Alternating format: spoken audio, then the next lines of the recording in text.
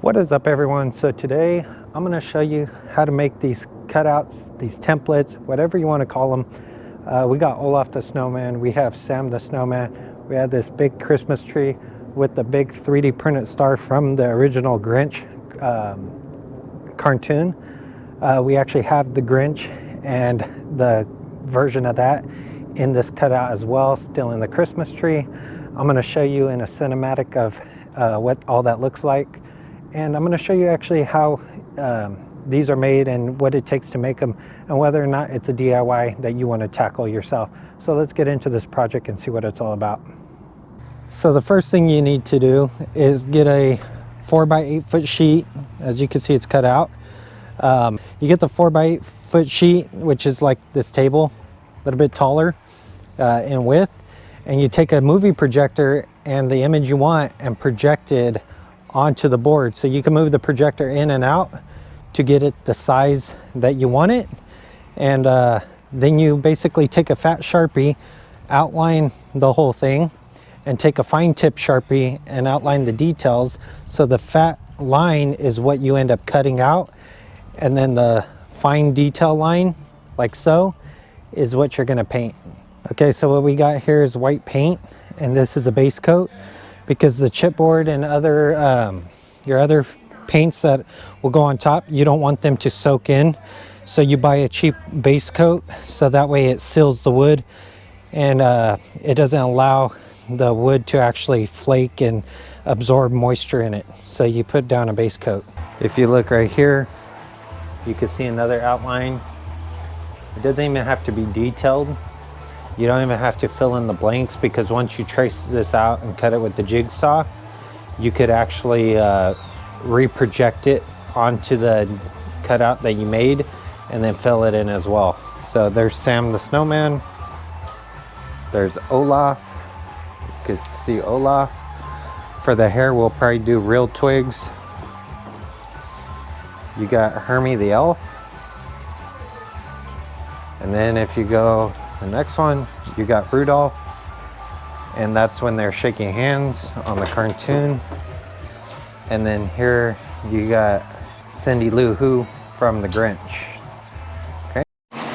Okay, so for the characters, once they're all done, of course we're gonna light certain ones up a certain way, but to mount them into the ground, what I recommend doing is buying those shelf brackets, the L-shaped ones, maybe about 8 inches.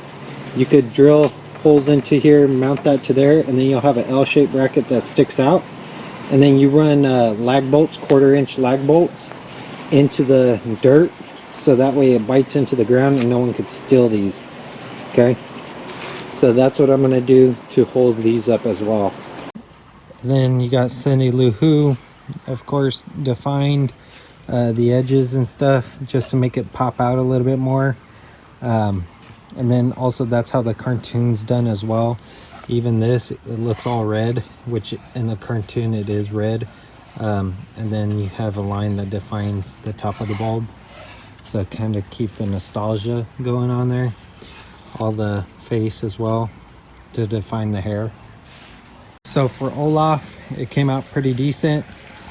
As you can see, we have the black outline around the mouth because we really wanted it to be defined. These arms on a traditional snowman, they're in the middle, so you don't want to put an outline right here because it would look like it's brought up to the front, so it appears like it's a little bit sunken backward. Also, the nose here, we outlined it with Sharpie in orange. If you used black, it would define this too much and it wouldn't look correct. You could make this black back here to create like a shadow or whatever, to kind of make it pop. The eyes, of course, in black because he's white, he's a snowman. And then that's what that looks like. Same thing here, we didn't define the edge because it's supposed to be in the center of the head for depth. So not necessarily left to right, but as far as the depth is concerned, you didn't want to bring that to the front, so you don't put a line on there. So this is what Hermie looks like. kind of faked the ear into here. He had like some weird shape depth into the ear, but to keep it simple, just made a C into it and it came out good. This is actually in the image as well. That's his other ear. You could kind of cut that off if you didn't like it. The mouth we didn't define because it would look weird if you made it black. And then he also did not have it defined in the center. The eyes would look weird if you defined them because they would pop like glasses. You define this so that way it would pop a little bit more, as well as the hat, but we didn't define the hairline because you kind of want that to flow into the face. So subtle details like that kind of make it pop a little bit better. Here's what Rudolph looks like. This is kind of free-handed down here because a lot of the cartoon things are cropped. That's Hermie's hand. We'll probably develop that a little bit better with Sharpie. We kind of wanted his white snout to kind of blend into the brown, so we didn't define the edge. Same thing with the nose. We're going to probably eliminate the nose. These are some of the other characters that have been done for last year. The way we did this is use a piece of metal pole, drilled a hole, and stuck the metal pole in there, and then they stick up, but someone can steal these still, so keep that in mind. An L-shape shelf thing would work best because at least you could hunker them down into the floor. Okay, so originally I was gonna drill the holes in the tree with a 5/8 bit and then poke these things through and then have them like flop over. But after thinking about it a little bit more, a 5/8 hole and 3/4 hole, that's a pretty big hole. Even though the wires are gonna stick through, you're gonna see that, so you'd have to paint it. And if you decide you wanna fill it in, you would have to use like some type of silicone or whatever to fill it in, or wood glue, whatever you decide to fill it in with, and then paint it. But the issue with that is if these ever go out, you'd have to pull them back through that hole, and it's just more of a hassle. Whereas this, using a staple gun, okay, allows you to position them however you want, and if you run out of lights, you could pull them out and reposition them, okay? Also, the nice thing about having the cable is it does kind of blend into the tree, makes it kind of look like a real Christmas tree, and allows everything to kind of droop a little bit. For the ornaments, all I did was staple them with the ornament hanger and then let these free hang as well, and then put those in the positions where they're a little bit sparse as far as the bulbs are concerned. Also, you don't want to run two of these 25 bulb strands with the 4 by 8 foot Grinch, because if you do, it'll kind of just overwhelm the area you got, especially because these are LEDs, so they're going to be ultra bright. So keep that in mind when doing this.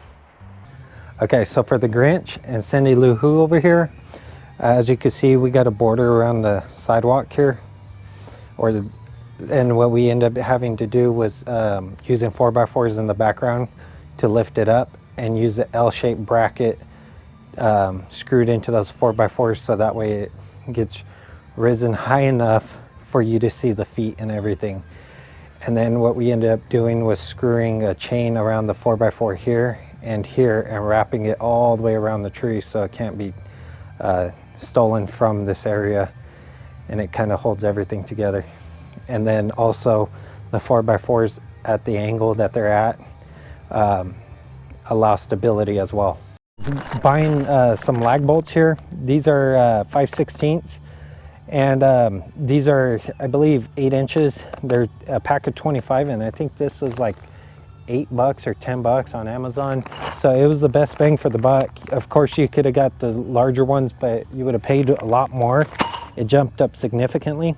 So basically what you want to do is your bracket, your shelf bracket that you mount to your characters, you just want to put them in.